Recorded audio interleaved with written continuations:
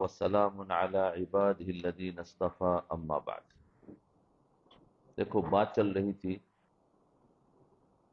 کل بڑوں کا جھگڑا، بڑوں کے جھگڑے پر بات چل رہی تھی کہ بڑوں کی جھگڑے کی جو ابتدا ہے بدگمانی سے ہوتی ہے اور قطع رحمی پر آ کر رکتی ہے۔ لیکن یہ بدگمانی کی وجوہات کیا ہے؟ بدگمانی سٹارٹ کیسے ہوتی ہے؟ اس کی کیا وجوہات ہیں؟ تو اس کے بارے میں کچھ باتیں بتانی تھی۔ رنجش جو ہوتی ہے، رنجش کی 5 وجوہات ہیں۔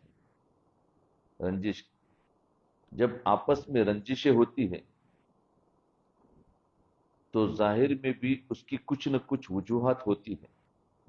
عموماً 5 وجوہات کی وجہ سے آپس میں رنجش ہوتی ہے، اس سے ہم بچیں گے تو رنجش ہوگی تو بدگمانی ہوگی، تو رنجش سے بچ جائیں گے تو بدگمانی بھی ختم ہو جائے گی اور ہمارا معاشرہ اچھا ہوگا۔ پہلی وجہ مل جل کر رہنا۔ جی ایک منٹ،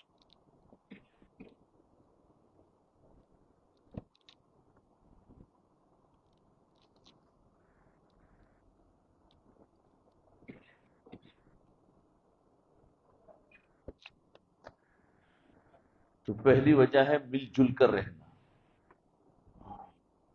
جب بھی کمبائنڈ فیملی سسٹم یعنی مشترکہ خاندانی سسٹم انسان رہتا ہے، جس کو ہم جوائنٹ فیملی کہتے ہیں،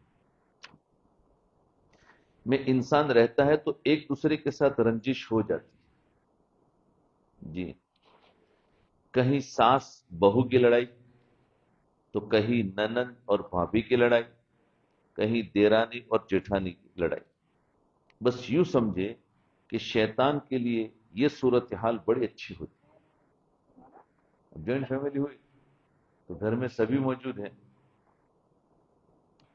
چھوٹی چھوٹی باتوں پر بدگمانی پیدا کر کے آپس میں ایک دوسرے سے الجھا دیتا ہے، چھوٹی چھوٹی باتوں میں۔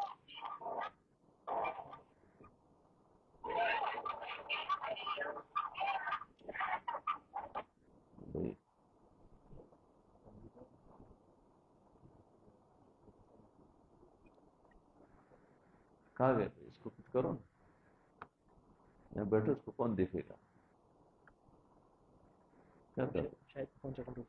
تم نے بیٹھ کر دیکھو نا، اور نیچے بھی دیکھتے رہو کہ آواز جا رہی ہے؟ نہیں، اس میں وہ نشانیاں جو ہوتی ہیں تھوڑا کبھی کبھی نہیں کام کرتا ہے، اس لیے تو دیکھتے رہو۔ ٹھیک ہے، کہیں ساس بہو کی لڑائی تو یہ صورتحال بڑی اچھی ہوتی ہے شیطان کے لیے، چھوٹی چھوٹی باتوں پر بدگمانی پیدا کر کے آپس میں ایک دوسرے سے الجھا دیتے۔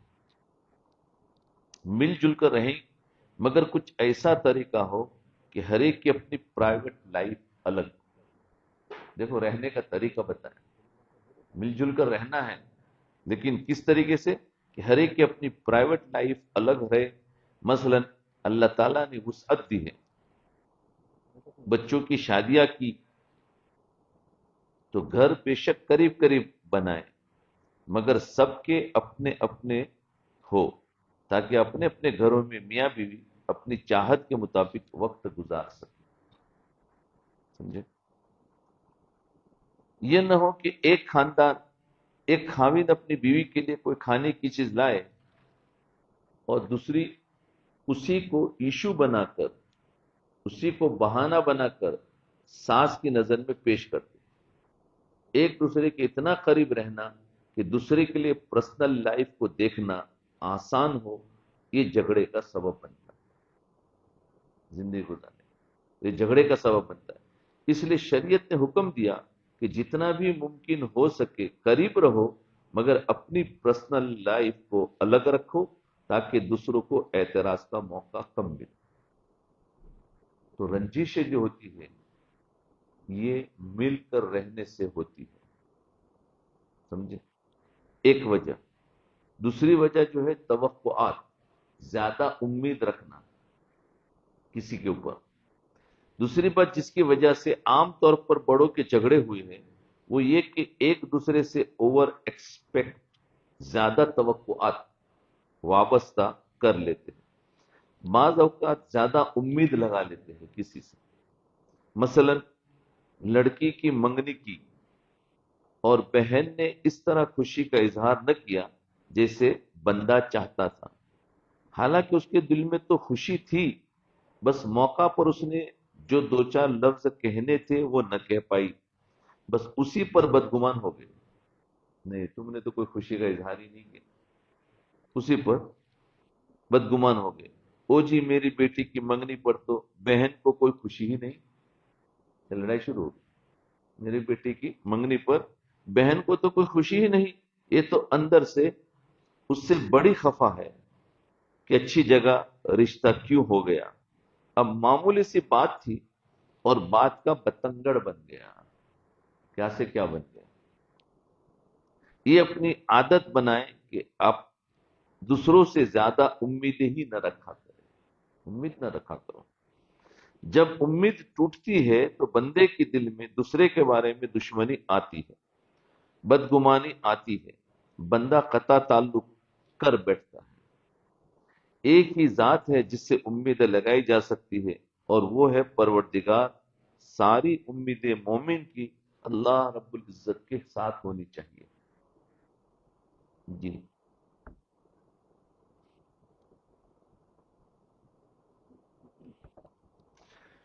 तीसरी वजह, रंजिश की पहली वजह क्या हुई? मिलजुल कर रहना, समझे।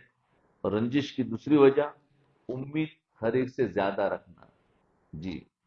और तीसरी वजह सोच का फर्क। हर एक की सोच अलग अलग होती है।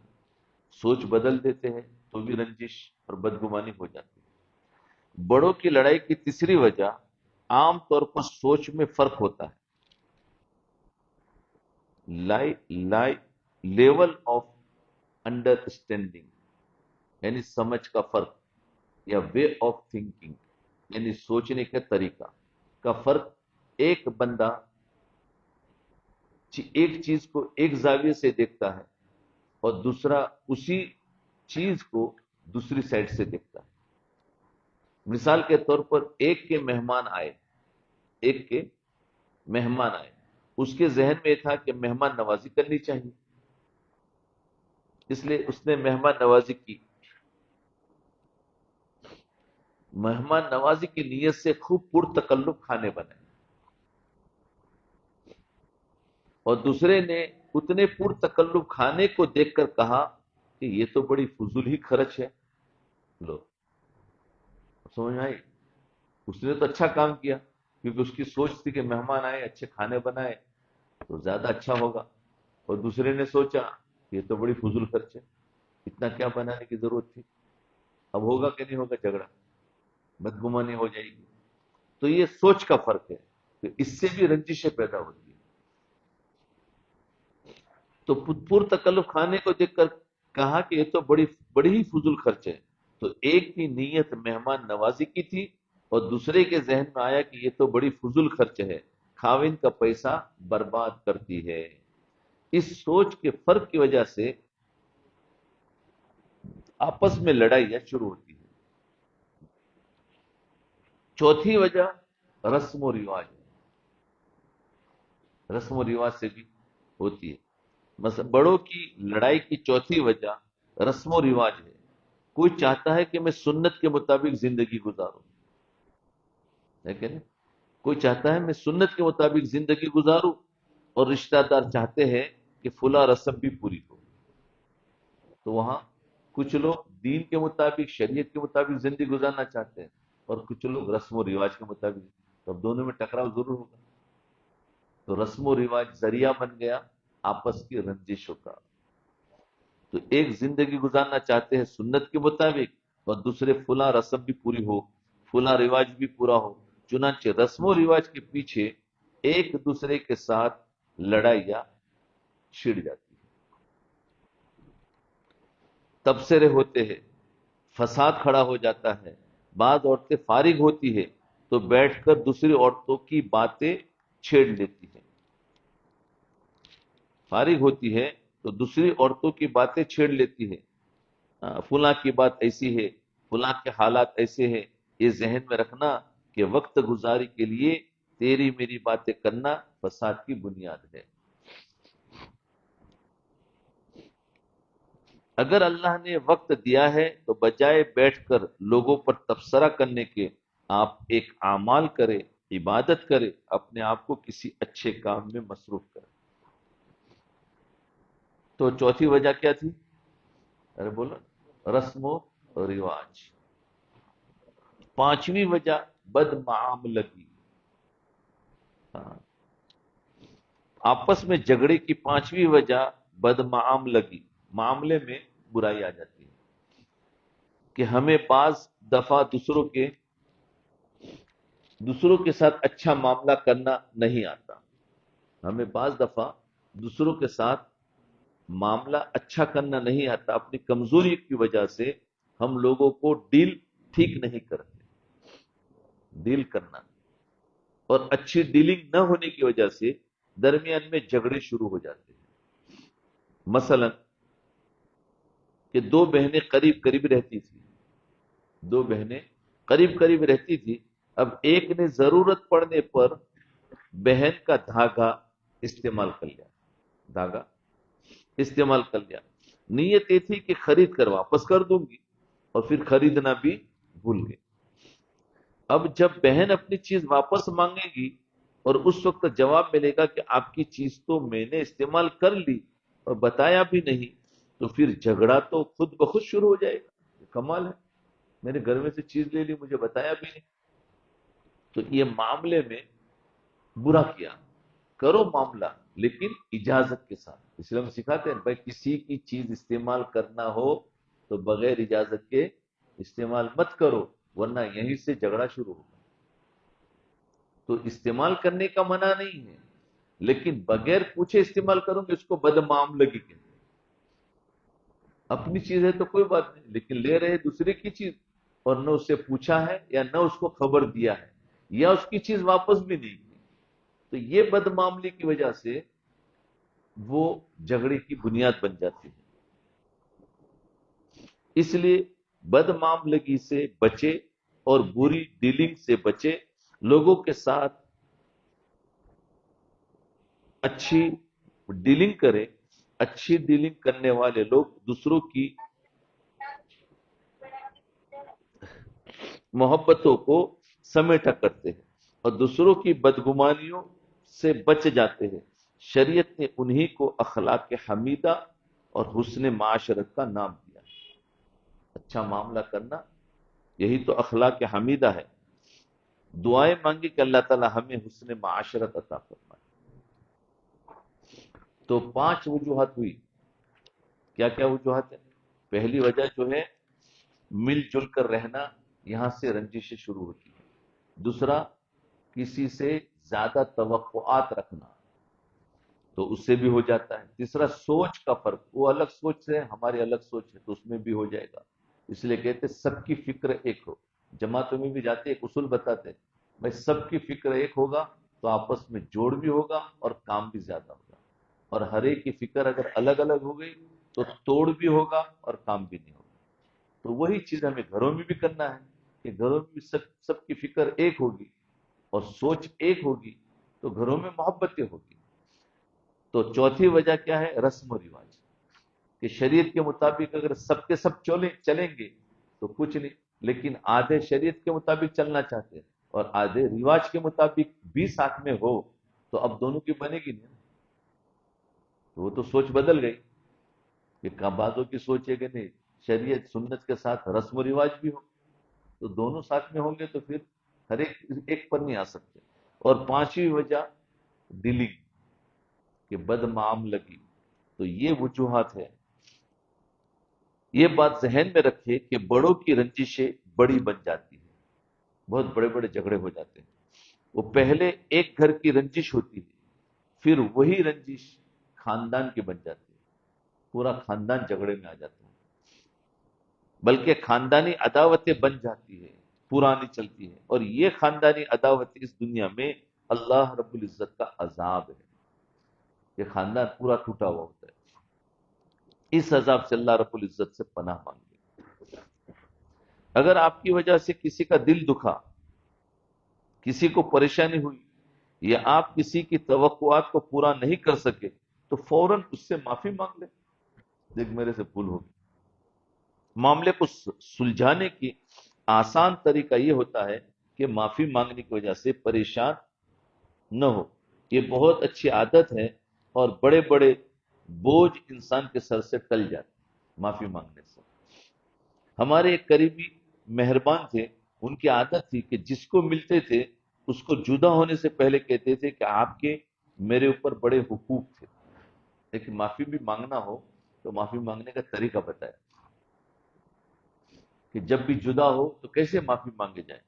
جیسے کہ فرمایا آپ کے میرے اوپر بڑے حقوق تھے، اور ہر انسان پر حقوق ہے کہ نہیں بولو. کسی کے زیادہ ہے، کسی کے، ابھی بھی ہم بیٹھے ہیں، ہر ایک کا آپس میں ایک حق ہے. ہماری کوئی رشتہ داری نہیں لیکن پھر بھی حق ہے. کیوں؟ کہ پڑوسی ہے، ایک ساتھ میں رہتے، تو ہر ایک پر حق ہے. اب جسے اعتکاف سے جدا ہو تو معافی مانگے کہ ہمارے ہر ایک کا ایک پر حقوق تھے. تو حقوق تھے، میں ان کو پورا نہیں کر سکا، آپ مجھے اللہ کے لیے معاف کر دیں. یہ ہے. اور وہ حقوق کا ہمارے ذہن میں استحضار ہو، کیونکہ رہے ہیں، ہو سکتا ہے بات سے تکلیف ہو، سونے سے تکلیف ہو، کھانے پینے سے تکلیف ہو، یا اور کوئی اشارتاً تکلیف ہو گئی ہو، تو آپ ہمیں معاف کر دیں. اس کو کہنے کی ضرورت نہیں یہ تکلیف میں نے دی ہے، بلکہ وہ حقوق جو ہمارے ذمے ہیں ہم ادا نہیں کر سکے تو آپ مجھے معاف کر دیں. یہ معافی کا مانگنے کا طریقہ ہے. اتنی لجاجت سے اور عاجزی کے ساتھ وہ کہتے کہ دوسرے بندے کو ان پر پیار آ جاتا تھا. بندے کو اسی طرح دوسرے سے معافی مانگنی چاہیے. ظاہر میں کوئی اگر غلطی نہیں بھی نظر آ رہی پھر بھی معافی مانگ لے. اس کا فائدہ ہی ہے کہ قصور معاف ہو جائے. ایک مرتبہ سیدنا بلال رضی اللہ عنہ بیٹھے ہوئے تھے، کوئی بات چلی تو حضرت عمر رضی اللہ عنہ نے کوئی سخت الفاظ استعمال کر دیے. جب حضرت عمر نے سخت لفظ استعمال کیا تو بلال رضی اللہ عنہ کا دل جیسے ایک دم بجھ جاتا. اس طرح سے ہو گیا اور وہ خاموش ہو کر وہاں سے اٹھ کر چلے گئے. جیسے ہی اٹھ کر گئے، عمر رضی اللہ عنہ نے محسوس کر لیا کہ انہیں میری اس بات سے صدمہ پہنچا ہے. حضرت عمر کی بات سے حضرت بلال کو صدمہ پہنچا. چنانچہ وہ اسی وقت اٹھے، بلال رضی اللہ عنہ کو آ کر ملے، کہنے لگے رے بھائی، میں نے ایک سخت لفظ استعمال کر لیا، آپ مجھے اللہ کے لیے معاف کر دیں، مجھے اللہ کے لیے معاف کر دیں. انہوں نے کہا معاف کیا، مگر عمر کو تسلی نہیں ہو رہی تھی، اس لیے کہ وہ ذرا خاموش تھے. دل جو دکھا تھا، حضرت عمر رضی اللہ عنہ نے دیکھا کہ بلال کا دل خوش نہیں ہوا، تو بات کرنے کے بعد ان کے سامنے زمین پر لیٹ گئے اور کہا بھائی، میرے پر اپنے قدم رکھ دو، میری غلطی کو اللہ کے لیے معاف کر دو. بلال رضی اللہ عنہ کی آنکھوں سے آنسو آ گئے، کہنے لگے میں ایسی حرکت کیسے کر سکتا. یعنی وہ تو معافی مانگنے کے لیے انسان کو ایسے کرے کہ سامنے والا معاف کر دے. ہمیں بڑے حضرات اپنی زندگی کے معاملے کو ایسے سمٹا کرتے تھے. یاد رکھیں، آج دوسروں کے بارے میں کچھ الفاظ کہہ دینا آسان ہے، لیکن اگر کل قیامت کے دن اللہ رب العزت نے ہمیں کھڑا کر کے پوچھ لیا کہ بتاؤ تم نے فلاں کو کمینہ کیوں کہا تھا، تم نے فلاں کو ذلیل کیوں کہا تھا، تم نے فلاں کو بے ایمان کیوں کہا تھا، سوچے ہم ان باتوں کو اس دن کیسے ثابت کر سکیں. یہ وہ دن ہوگا جس میں انبیاء بھی گھبرائے ہوئے ہوں گے، ہاں، اور کوئی جواب نہیں دے پائیں گے، تو ہم اس وقت کیا جواب دیں.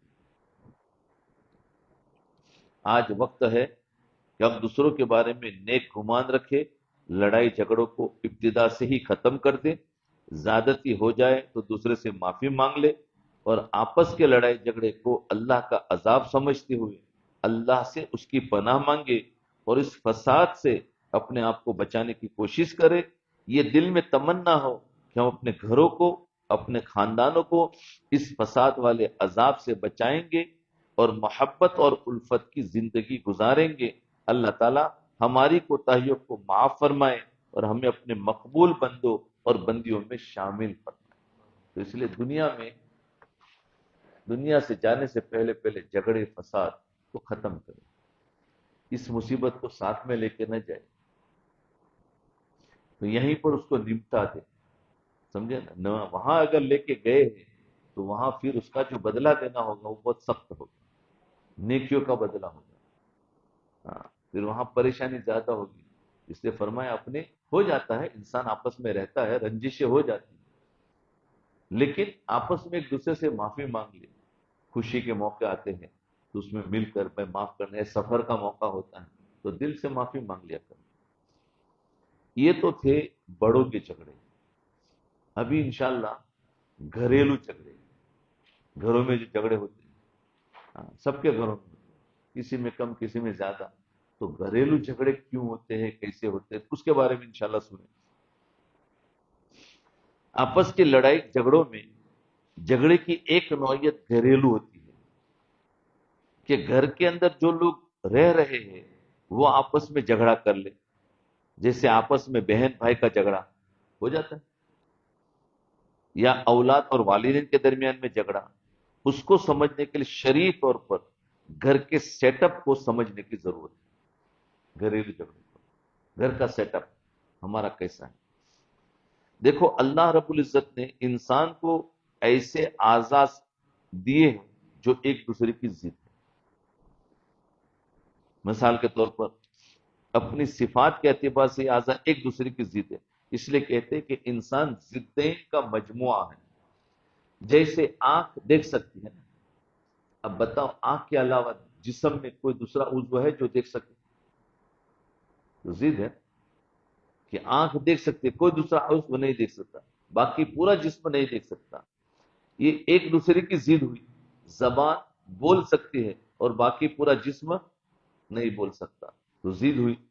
ایک دوسرے کی کان سن سکتے ہیں، باقی پورا جسم نہیں سن سکتا، یہ ایک دوسرے کی ضد ہوئی۔ تو سمجھ گئے؟ چند مثالوں سے معلوم ہوا کہ انسانی جسم ایسے اعضاء سے مل کر بنا ہے جو اپنی صفات کے اعتبار سے ایک دوسرے کی ضد۔ کان کا کام زبان نہیں کر سکتی اور زبان کا کام آنکھ نہیں کر سکتی، ضد ہے۔ روح اور اعضاء میں جوڑ پیدا کرتی ہے، روح جو ہے نا ان سب کو جوڑا، حالانکہ ہر ایک کا کام الگ الگ ہے، آنکھ، زبان، کان، ہاتھ، پیر، سب کا کام الگ ہے، لیکن سب میں جوڑ کیسے ہے؟ ضد ہو تو آپس میں ٹکرا جانا چاہیے نا، ہے کہ نہیں؟ کہ ایک دوسرے سے جوڑ نہیں ہوتا ہے، ٹکرائیں گے، لیکن سب جڑے ہوئے ہیں، اس کی وجہ ہے کہ اس کے اندر روح ہے، روح نے سب کو جوڑ رکھا ہے۔ تو یہ سمجھے اللہ رب العزت نے اس جسم کے اندر ایک نعمت کو اتارا جس کو روح کہتے ہیں، لہذا روح کی موجودگی میں سب اعضاء ایک بن کر کام کرتے ہیں، ان کا آپس میں جوڑ بھی ہوتا ہے، ایک دوسرے کے ساتھ ربط بھی ہوتا ہے، جوڑ بھی ہوتا ہے اور ربط بھی ہوتا ہے، تعلق ہوتا ہے۔ چنانچہ اگر ایک آدمی کے سر میں درد ہو، اگر سر میں درد ہو تو بتاؤ آنکھوں میں سے آنسو آئیں گے؟ اگر آتے کہ نہیں؟ زبان بات کرے گی تو بھائی ان کا کام ہی الگ ہے، زبان کے پہ میرا کام نہیں، اس کو سر میں درد ہے ہونے دو، مجھے کیا بولنے کی ضرورت ہے، آنکھ کو کیا رونے کی ضرورت ہے؟ تو یہ آپس میں ان کا جوڑ ہے، تعلق ہے، اس کی وجہ سے ایک دوسرے کی مدد کرتے ہیں، باوجود ایک کہ الگ الگ کام ہیں پھر بھی مدد کرتے ہیں۔ ہاں بات سمجھے کہ ایک آدمی کے سر میں درد ہو تو آنکھوں میں سے آنسو آئیں گے، آنکھ کبھی تو یہ نہیں کہے گی کہ یہ میرا پرابلم نہیں ہے، ہاں، آنکھ کہے گی بھائی یہ میرا پرابلم تو نہیں ہے، بلکہ یہ تو سر کا پرابلم ہے، چونکہ سب ایک بنے ہوئے ہیں، روح کی وجہ سے سب ایک بن گئے، لہذا ایک کی خوشی سب کی خوشی اور ایک کا غم سب کا غم، سب کا کام الگ الگ لیکن آپس میں جوڑ ہے، کس بنیاد پر ہے؟ روح کی بنیاد پر۔ اور کیسا جوڑ کہ بھائی کسی بھی ایک عضو میں تکلیف ہوگی تو سب آپس میں مل کر اس کی مدد کریں، سب مل کر اس کی مدد کریں. یہ نہیں کہ بھائی اس کا کام ہے وہ جانے، یہ میرا کام ہے میں جانوں. نہیں، مدد کریں گے ایک دوسرے کی. ایک کا غم سب کا غم. اگر سر میں درد ہے تو آنکھوں سے آنسو آئیں گے، زبان سے آواز نکلے گی، پاؤں چل کر ڈاکٹر کے پاس جائیں گے، آپ اس کی دوائیں پیئیں گے، تو گویا روح کی موجودگی میں جسم کے اعضاء ایک ہوئے ہیں، ایک دوسرے کے ساتھ مل جل کر زندگی گزارتے ہیں. کوئی دشمن اگر کسی کے سر پر ڈنڈا مارنا چاہے تو آپ دیکھیں گی کہ فوراً اس کے ہاتھ اٹھیں گے اور اس ڈنڈے کو پکڑنے کی کوشش کریں گے. سر پر ڈنڈا مار رہا ہے تو فوراً ہاتھ آگے آ کر سر کو بچانے کی کوشش کرے. سر کا کام الگ ہے، ہاتھ کا کام، لیکن ہاتھ اس کو بچا لے گا سر کو. تو یہ ہے ایک دوسرے کے ساتھ مل جل کر زندگی گزارتے ہیں. تو اس ڈنڈے کو پکڑنے کی کوشش کریں گے. ایسا کیوں کر رہے ہیں؟ وہ کوئی ہاتھوں پر تو ڈنڈا نہیں مار رہا، وہ تو سر پر ڈنڈا مارنا چاہتا ہے. مگر چونکہ سب ایک ہے لہذا سر کی تکلیف پورے جسم کی تکلیف ہوگی، اس لیے ہاتھ اس کو بچانے کے لیے اٹھیں گے اور پاؤں وہاں سے بھاگیں گے. بھاگنے کے لیے حرکت میں پاؤں بھاگیں گے. کس کے ماں؟ تو پاؤں کو کیا ضرورت ہے اس کو بچانے کی؟ تو دیکھو سب حرکت میں ہے گے، پاؤں بھاگیں گے، ہاتھ اونچا کر کے ڈنڈے کو پکڑ لے گا. تو زندہ انسان کے سب اعضاء ایک دوسرے سے ربط ہے، جوڑ ہے، آپس میں محبت ہے. اب اگر اس انسان کے جسم سے روح نکال دو، روح نکال دیا جائے تو آپ دیکھیں گے کہ یہ اعضاء ایک دوسرے سے اجنبی بن جائیں گے. روح نکل گئی تو اجنبی بن گئی، اجنبی، ایک دوسرے کا تعلق ختم. جس انسان کی روح نکل گئی اس کی زبان کو بھی کوئی آدمی اگر کاٹ دے تو نہ آنکھوں سے آنسو آئیں گے، نہ اس کے منہ سے تکلیف کی آواز نکلے گی. وہ مردہ آدمی کی زبان کاٹے تو کچھ کرے گا؟ ہاتھ نہیں روکیں گے، کچھ نہیں ہوگا، کیونکہ ربط ختم ہو گیا. نہ ہاتھ اور پاؤں ہلیں گے، نہ ادھر سے بھاگنے کی کوشش کریں گے. کیوں؟ کہ جس چیز نے سب کو ایک بنایا ہوا تھا وہ رخصت ہو گئی. اب اعضاء سارے ایک دوسرے سے اجنبی ہو گئے. اگر کوئی انسان یوں سوچے کہ بندے کی روح تو نکل گئی، ہم اس کے منہ کو سیل کر دیتے ہیں، اس کے ناک کے راستے سے اس کے اندر ہوا بھر دیتے ہیں، تو کیا ہوا بھرنے سے وہ انسان زندہ ہو جائے گا؟ نہیں ہو، ہرگز نہیں. روح کا قائم مقام اور کوئی چیز نہیں بن سکتی. روح نکل گئی، اب مشین کتنا بھی لگا دو لیکن روح کا قائم مقام نہیں. وہ ایک دوسرے کو کوئی ہاتھ کوئی ساتھ نہیں دے گا. تو دیکھا، یہ سسٹم سمجھو تاکہ آگے کی بات سمجھ میں آئے گی. اگر اس سسٹم کو نہیں سمجھے ہیں انسان کے جسم کی، آگے جو بات بتانا چاہتے ہیں وہ سمجھ میں نہیں آئے گی. اب گھر کا سیٹ اپ، گھر کے سیٹ اپ کی بات تھی کہ ہمارے گھریلو جو جھگڑے ہوتے ہیں وہ گھر کا سیٹ اپ ہمیں سمجھ میں نہیں آتا تو وہ کیسا ہونا چاہیے. اب اس مثال کو ذہن میں رکھتے ہوئے ایک گھر کو اپنے سامنے رکھے. ہر گھر ایسے افراد کا مجموعہ ہے جو اپنی پوزیشن اور مقام کے اعتبار سے ایک دوسرے کے مخالف. ابھی ہر گھر کے اندر بھی ہر ایک کا اپنی ایک پوزیشن ہے اور اس کی ایسی پوزیشن ہے کہ یہ پوزیشن وہ نہیں لے سکتا، اس کی پوزیشن ہے. جیسے اعضاء میں آنکھ کا کام دوسرا کوئی عضو نہیں لے سکتا، زبان کا کام کوئی نہیں لے سکتا. تو ایسے ہمارے گھر بھی ایک جسم ہے یوں سمجھو، اور اس کے اندر بھی جو افراد ہے وہ اس کے اعضاء ہیں. تو گھر کے سیٹ اپ کو سمجھنا. فرمایا جو اپنی پوزیشن اپنے مقام کے اعتبار سے ایک دوسرے کے مخالف ہے. مثلا باپ ہے، اب باپ کی پوزیشن کوئی لے سکتا ہے گھر کا؟ بتاؤ، کوئی نہیں لے سکتا. اسی طریقے سے گھر میں کوئی دوسرا نہیں لے سکتا. ماں ہے، اس کی پوزیشن بیٹی نہیں لے سکتی، اس کی پوزیشن گھر میں کوئی دوسرا نہیں لے سکتا. بیٹی ہے، اس کا مقام ماں نہیں لے سکتی. بھائی ہے، اس کا اپنا مقام ہے جیسے کوئی دوسرا کوئی نہیں لے سکتا. تو ماں، باپ، بہن، بھائی مل کر ایک گھر بن گیا. بھائی گھر بنے گا تو کچھ افراد ہوں گے تو گھر بنے گا. انسان کے کچھ اعضا ہے تو جسم بنا ہے نا. اعضا ہی نے تو جسم کیا. تو ایسے ہی کچھ افراد ہوں گے تو گھر بنے گا.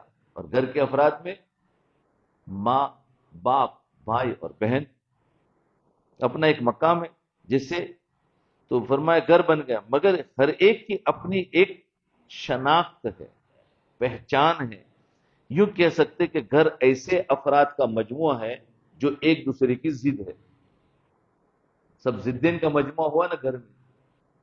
ایک دوسرے کی پوزیشن کوئی نہیں لے سکتا. مگر اللہ رب العزت نے ان میں ایک نعمت کو اتارا جس کی موجودگی میں یہ افراد اس طرح مل کر ایک اور نیک بن کر کام کرتے ہیں جس طرح روح کی موجودگی میں جسم کے اعضاء ایک بن کر کام کرتے ہیں. ان جسم کے اعضاء کو کس نے جوڑا؟ روح نے جوڑا. تو ایک نعمت اللہ نے وہ دی ہے جو گھر کے افراد کو جوڑ دیا. وہ کیا ہے؟ اس نعمت کا نام ہے دین.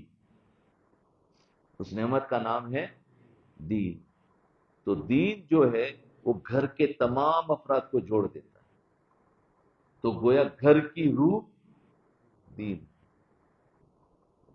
لہذا جس گھر کے اندر دین ہوگا، نام کا نہیں عمل میں ہوگا، تو آپ دیکھیں گے کہ گھر کے لوگوں کے درمیان الفتیں، محبتیں ہوگی، ایک دوسرے کی مدد کرنے میں ہوگی، وہ ایک دوسرے کے قریب ہوں گے. ایک فرد کی خوشی سارے گھر کی خوشی ہوگی، ایک فرد کا غم سارے گھر کا غم ہوگا. یہ زندہ جسم کی طرح گھرانہ ہے.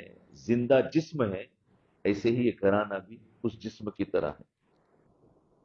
اور اگر دین کو گھر سے نکال دیا جائے تو جس طرح روح کی عدم موجودگی میں اعضاء ایک دوسرے سے اجنبی ہو جاتے ہیں، تو دین کی عدم موجودگی میں، دین نہ ہونے کی وجہ سے سارے افراد ایک دوسرے سے الگ ہو جاتے ہیں.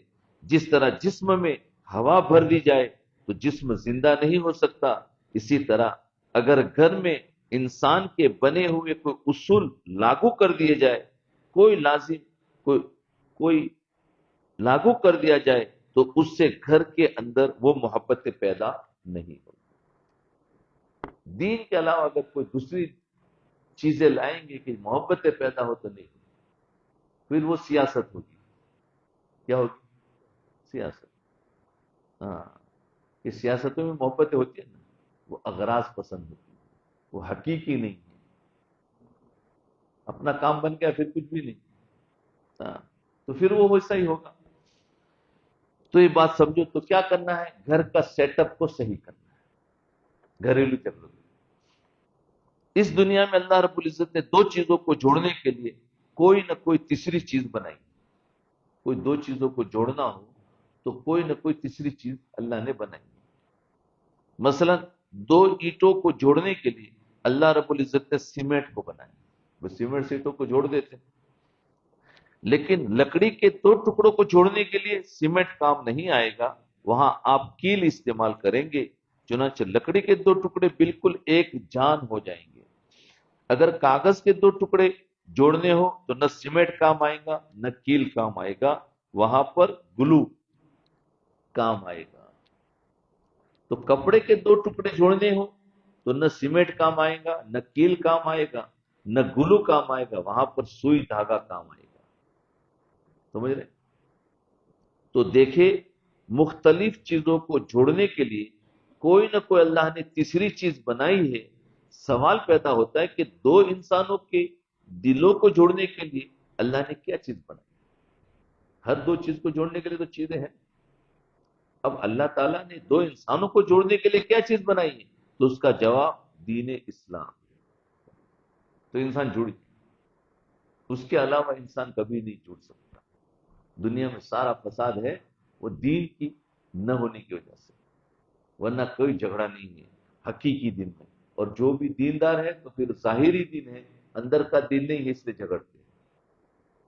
اندر کا دین ہونا چاہیے. ہم نے دین سمجھا کیا؟ نماز، روزہ، زکوٰۃ اور حج. بس بولے ہم تو دیندار ہیں. پھر جھگڑتے کیوں؟ کیونکہ دین والا کبھی جھگڑ نہیں سکتا. اگر جھگڑ رہے تو معلوم ہے دین نہیں ہے.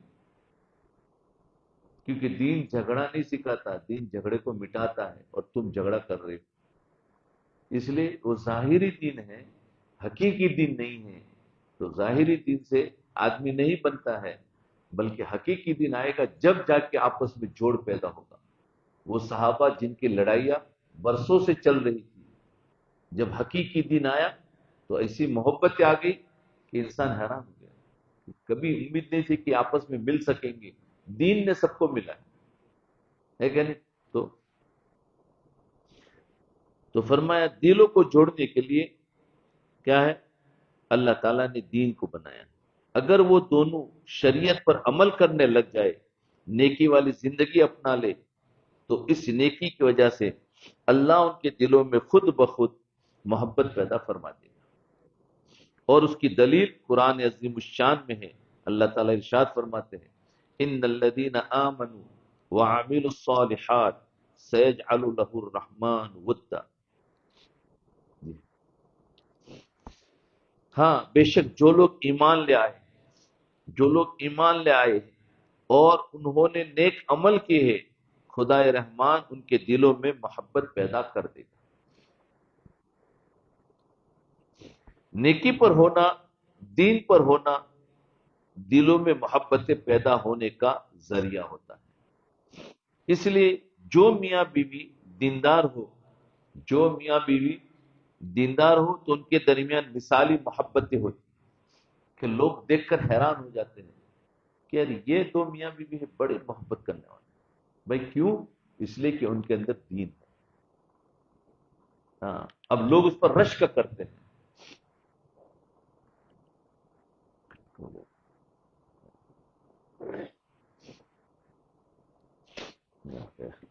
لوگ ان پر رشک کرتے یار کیسے ہے، اور وہ خود جھگڑتے ہیں. تو یہ نہیں دیکھتے کہ میرے اندر بھی دین آئے گا تو ہم بھی ایسی محبت کرنے والے بن جائیں گے. تو محبت اس لیے جو میاں بیوی دیندار ہو تو ان کے درمیان مثال محبتیں ہوتی ہے.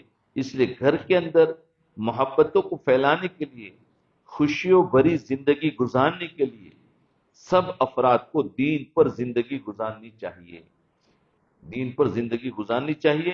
بیٹی بھی دیندار ہو، بیٹا بھی دیندار ہو، ماں باپ بھی دیندار ہو، تو دین پر عمل کی برکت سے اللہ تعالیٰ دلوں کے اندر محبتیں بڑھ دے گا.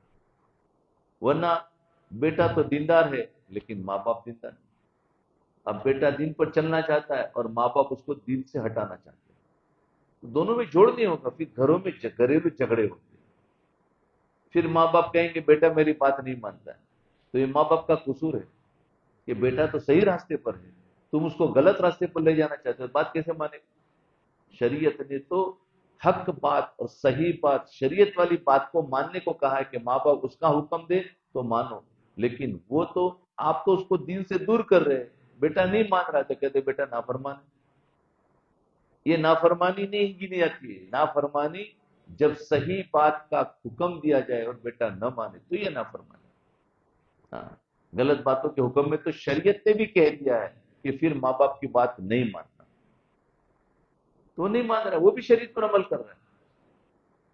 اس لیے بہت سے ماں باپ ہے وہ اکثر دیندار نہیں ہوتے ہیں. بچے دین کی مجلسوں میں بیٹھ کر دین پر چلنا چاہتے ہیں. اب وہ دین کی مجلسوں میں بیٹھے نہیں ہیں، اس لیے ان کے سمجھ میں دین نہیں آتا ہے. تو اس لیے گھروں کے اندر جھگڑے ہوتے ہیں. تو بیٹی بھی دیندار، بیٹا بھی دیندار، ماں باپ بھی دیندار ہو تو دین پر عمل کی برکت سے اللہ تعالیٰ دلوں کے اندر محبتیں بھرے گا. کفر کے ماحول میں ماں باپ اور اولاد کے درمیان وہ محبت ہرگز نہیں ہوتی. کفر کے ماحول میں ماں باپ اور اولاد کے درمیان میں وہ محبت ہرگز نہیں ہو سکتی جو دیندار گھرانوں کے اندر ہوتی. تاہم انسان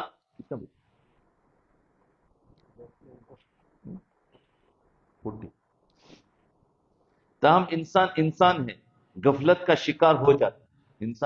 انسان غفلت کا شکار ہو جاتا ہے. ہم دیکھتے ہیں کہ ہمارے گھروں میں اگرچہ ماں باپ اور اولاد کے درمیان بہت محبتیں ہوتی ہیں، لیکن کہیں کہیں ہمیں جھگڑے بھی نظر آتے ہیں۔ اب ان جھگڑوں کی نوعیت دو قسم کی ہوتی ہے، کبھی کبھی محبتیں ہوتی ہیں لیکن جھگڑے بھی نظر آتے ہیں۔ تو وہ جھگڑوں کی جو قسمیں ہیں دو قسم کی ہوتی ہیں، ایک تو بہن بھائی کے درمیان لڑائی جھگڑا، اور دوسرا ماں باپ اور اولاد کے درمیان میں لڑائی جھگڑا۔ بہن بھائی میں بھی ہوتا ہے اور ماں باپ اور اولاد میں بھی ہوتا ہے۔ تو اب دیکھو، بہن بھائی کے درمیان میں جھگڑا، اس کو سمجھے، گھر کے جھگڑوں کا ایک زاویہ بہن بھائیوں کے آپس میں جھگڑوں کا، یعنی ایک سائڈ، دوسری سائڈ ماں باپ اور اولاد کے درمیان، ایک سائڈ بہن بھائیوں کے۔ تو اب اس کو سمجھے، عام طور پر دیکھا گیا کہ جوانی کی عمر میں آپس میں ان کے درمیان میں ہنسی مذاق ہوتا ہے بہن بھائیوں میں، اور زیادہ تر یہی ہنسی مذاق ایک دوسرے کا جھگڑے کی بنیاد بن جاتی ہے۔ بہن بھائیوں میں جھگڑے کی بنیاد ہنسی مذاق سے شروع ہوتی ہے اور بن جاتی ہے۔ بھائیوں کی عام طور پر عادت ہوتی ہے کہ بہنوں کو تنگ کرتے ہیں، مذاق کرتے ہیں، کسی کام پر ڈانٹ دیا، اس کے کام میں کوئی عیب نکال دیا، یا پھر کبھی اس کو دھکا دے دیا، اس کے بال کھینچ دیے، الٹا جواب دے دیا، یا بھری محفل میں اس کا مذاق بنا دیا۔ تو عام طور پر بھائی بہنوں کے ساتھ ایسا کرتے رہتے ہیں۔ اب یہ جو کر رہے ہوتے ہیں وہ نفرت سے نہیں کر رہے ہوتے، محبت سے کر رہے ہوتے ہیں، لیکن چونکہ بچے ہوتے ہیں ان کو یہ پتہ نہیں ہوتا کہ اس کو دوسرا کیسے محسوس کرے گا۔ اب اس کے جواب میں بہن ہاتھ تو نہیں اٹھا سکتی، وہ زبان چلاتی ہے، ہاں، پھر وہ جیت جاتے ہیں نا وہ زبان چلاتی ہے، وہ پھر آگے سے کڑوی کسیلی سناتی ہے دبا کے۔ تو یوں لڑائی جھگڑے کی بنیاد بن جاتی ہے۔ بلکہ کئی مرتبہ تو بھائی اگر بہن کو مارنے لگتا ہے تو بہن آگے سے بد دعائیں دینا شروع کر دیتی ہے۔ ویسے دیکھو تو ایک دوسرے کے ساتھ بہت محبت ہوتی ہے، لیکن عمر کے کچے پن کی وجہ سے ایک دوسرے کے ساتھ لڑائی جھگڑا بھی بہت ہوتا ہے۔ اچھا تم نے مجھے، کیا کہیں گے، اچھا تم نے مجھے چیز نہیں دی تھی، میں تمہیں کیوں دوں؟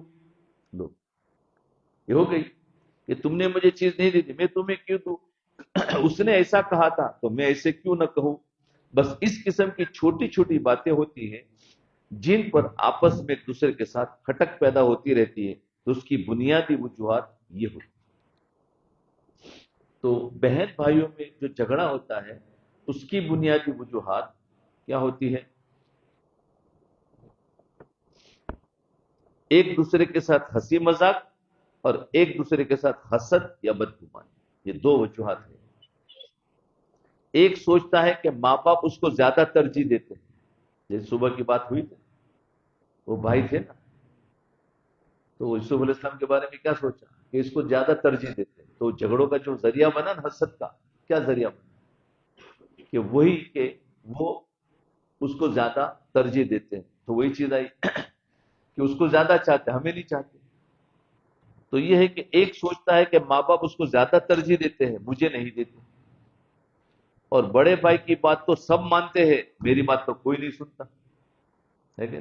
یا چھوٹے سے اگر ماں باپ محبت کرتے ہیں تو بڑے کہتے ہیں کہ لو، تمہیں ان کو تو پیار ہے، ان کو تو چیز دیتے، ہمیں نہیں دیتے، جو ہوتا نا۔ تو یہ ہے کہ جھگڑے کی وجہ یا تو ہنسی مذاق ہوتی ہے، یا ایک دوسرے کے ساتھ حسد یا بدگمانی۔ بدگمانی، ماں باپ سب سے محبت کر رہے ہیں، لیکن ایک بدگمانی آ گئی کہ نہیں تم نے اس کو دیا، مجھے کیوں نہیں دیا؟ تو یہ ہوتا ہے۔ تو میری بات تو کوئی نہیں سنتا، اس قسم کے جو خیالات ہیں وہ آپس میں بھائی بہنوں کی لڑائی کا ذریعہ بنتے ہیں، یا بھائی بھائیوں میں لڑائی کا ذریعہ بنا۔ صبح میں جو قصہ سنا اس میں بھائی بھائیوں میں جھگڑا کا ذریعہ بنا۔ اب یوسف علیہ السلام کو تو کوئی جھگڑا نہیں ہے، لیکن دوسرے بھائی حسد کی بنیاد پر کتنا بڑا جھگڑا کر دیا۔ اللہ رب العزت چاہتے ہیں کہ ایک ماں باپ کی اولاد آپس میں الفتوں اور محبتوں کی زندگی گزارے۔ لہذا اگر دو بھائی ہیں تو ان کو سمجھنا چاہیے کہ ہمارے درمیان خون کا رشتہ بھی ہے اور دین کا رشتہ بھی ہے۔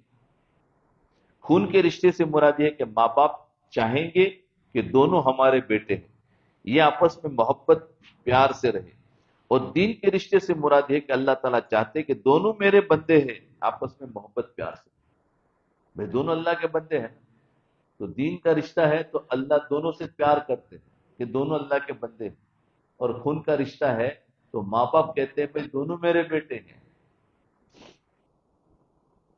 اللہ تعالیٰ چاہتے کہ دونوں میرے بندے آپس میں محبت پیار سے رہے۔ ان دونوں بھائیوں کو چاہیے کہ آپس میں اتنی محبت پیدا کر لے کہ لوگ ان بھائیوں کو بھائی بھی سمجھے اور ایک دوسرے کا دوست بھی سمجھے کہ عجیب ان کی محبت ہے، دوست بھی ہے۔ جب اللہ رب العزت اس رشتہ داری پر خوش ہوتے ہیں تو کیا ضرورت ہے محلے کے لوگوں کو دوست بنانے کی؟ بھائی بھائی کو دوست بنا دے کہ اس رشتے سے اللہ تعالیٰ بہت خوش ہوتے ہیں۔ کیا ضرورت ہے اسکول میں دوست بنانے کی؟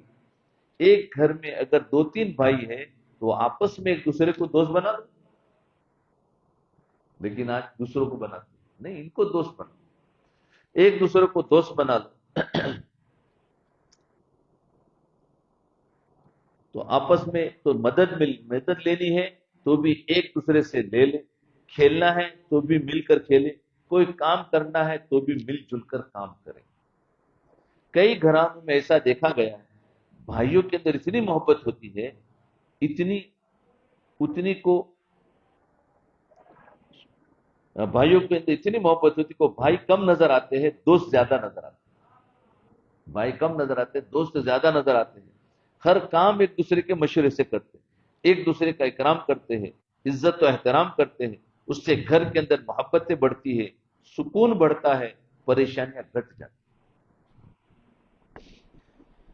اور سچی بات یہی ہے کہ دنیا ہو یا آخرت، بندے پر جب بھی مصیبت آئے تو یا تو بھائی ہی آتے ہیں۔ اس کی دلیل قرآن عظیم الشان میں اللہ رب العزت نے جب حضرت موسیٰ علیہ السلام کو نبوت سے سرفراز فرمایا تو حکم دیا اذهب الى فرعون انه طغى۔ جب بھی بھائی پر مصیبت آئے گی تو اس کی مدد کے لیے بھائی ہی آئے گا، باہر کا کوئی آدمی نہیں آئے گا۔ تو یہ دلیل کہ فرعون کے پاس جاؤ، اللہ تعالیٰ نے موسیٰ علیہ السلام سے فرمایا فرعون کے پاس جاؤ، وہ سرکشی میں حد سے نکل گیا۔ تو حضرت موسیٰ علیہ السلام سمجھے کہ بہت بڑا بوجھ ہے، مجھے اکیلے کے لیے اٹھانا مشکل ہوگا۔ اب اس بوجھ کو اٹھانے کے وقت ان کو اپنے بھائی یاد آیا اور دعا مانگی رب اشرح لی صدری ویسر لی امری واحلل عقدۃ من لسانی یفقہوا قولی، کہ میری خاطر میرا سینہ کھول دے، دعا مانگی پہلے، اور میرے لیے میرا کام آسان بنا دیجئے، اور میری زبان میں جو گرا ہے لکنت ہے اس کو کھول دیجئے، ایسے دور کر دیجئے تاکہ لوگ میری بات کو سمجھ سکیں۔ پھر آگے فرمایا وَاجْعَلْ لِي وَزِيرًا مِّنْ أَهْلِي هَارُونَ أَخِي، اور میرے لیے میرے خاندان ہی کے ایک فرد کو میرے مددگار مقرر کر دیجئے، یعنی ہارون کو جو میرے بھائی۔ تو دیکھیے اس بوجھ کو اٹھاتے ہوئے حضرت موسیٰ علیہ السلام کو اپنا بھائی یاد آیا، چاہے کتنی بھائیوں میں لڑائی ہو لیکن مصیبت کے وقت کون کام آتا ہے؟ بھائی ہی کام آتا ہے۔ تو فرمایا اپنا بھائی یاد آئے، اسی طرح آخرت میں بھی ہوگا۔ چنانچہ قرآن مجید میں کہ جب ایک آدمی کے گناہ زیادہ ہوں گے، نیکیاں تھوڑی ہوگی تو وہ پریشان ہوگا، اسے کہا جائے گا کہ تم اپنے متعلقین سے نیکیاں لے سکتے ہو تو لے لو۔ تو یہ سب پہلے کس کے طرف جائیں گے؟ قرآن مجید میں یوم یفر المرء من اخیہ کا لفظ پہلے، بعد میں دوسروں کا لفظ ہے کہ یہ سب سے پہلے جائے گا قیامت کے دن تو بھائیوں کے پاس جائے گا، یعنی یہ اس دن ہوگا جب انسان اپنے بھائی سے بھاگے گا، تو بھائی کا نام سب سے پہلے آیا۔ تو اللہ رب العزت نے ایک ایسا رشتہ بنایا ہے کہ دنیا آخرت میں انسان اس کی طرف رجوع کرتا ہے، دنیا آخرت میں، دنیا میں بھی بھائی کی طرف بھاگتا ہے اور آخرت میں بھی بھائی کی طرف بھاگتا ہے۔ کتنا 10 منٹ۔ جب اللہ رب العزت چاہتے ہیں کہ دو بھائی محبتوں سے رہے تو ہم آپس میں محبت سے رہے، زندگی بھی اچھی گزرے گی اور نامہ اعمال میں نیکیاں بھی لکھی جائے گی۔ اس کو کہتے ہیں ہم خرما و ہم ثواب، یعنی کھجورے بھی کھاؤ اور ثواب بھی لو۔ ایک دوسرے کی غلطیوں کو معاف کر دینے میں عظمت ہوا کرتی، آپس میں ہنسی مذاق ہو جاتا ہے، ایک سیریس بیٹھا ہے اور دوسرا خواہ مخواہ مذاق کر کے اس کو تنگ کر رہا ہوتا ہے، پھر آپس میں الجھ پڑتے ہیں. یہ غلط بات ہے. مذاق اس حد تک کرنا چاہیے جو دوسرا برداشت کر سکے. جب دوسرے کا دل دکھے تو ایسا مذاق اچھا نہیں ہے کہ دوسرے کا دل دکھے، ایسا مذاق نہیں کرنا چاہیے، بلکہ برا ہوا کرتا ہے. دوسرے کو چھیڑنا، اس کو کسی غلطی پر آڑ دلانا، اس کا ریکارڈ لگانا، اس سے پھر دوسرے بندے کا دل دکھتا ہے. ہمارے بزرگوں نے ایک اصول بتایا، وہ یہ کہ اگر اپنی عزت کرانا چاہتے ہو تو تم دوسروں کی عزت کرو. اپنی عزت کرانا چاہتے ہو تو تم دوسروں کی عزت کرو. یہ نہیں ہو سکتا کہ ایک تو مذاق ہی اڑاتا رہے اور دوسرا اس کی عزت کرتا رہے. تالی دو ہاتھوں سے بجتی ہے. چھوٹا بڑے کے ساتھ اکرام کا معاملہ کرے کہ وہ بڑا ہے، اور بڑا چھوٹے کے ساتھ شفقت رکھے کہ میرا بھائی ہے، مجھ سے چھوٹا ہے. جب ایک طرف سے شفقت ہوگی، دوسری طرف سے عزت ہوگی، تو آپس میں الفتیں اور محبتیں ہوگی، اور محبتیں بڑھ جائے گی. بھلائی اور خیر خواہی کا رویہ اپنانے سے دلوں میں احترام پیدا ہوتا ہے. ٹھیک ہے، آج یہاں تک کی بات رکھتے ہیں. گھریلو جھگڑوں پر بات چلی تھی. انشاءاللہ کل صلہ رحمی اور قطع رحمی پر، یہی گھریلو جھگڑے کے عنوان سے آگے بات چلے.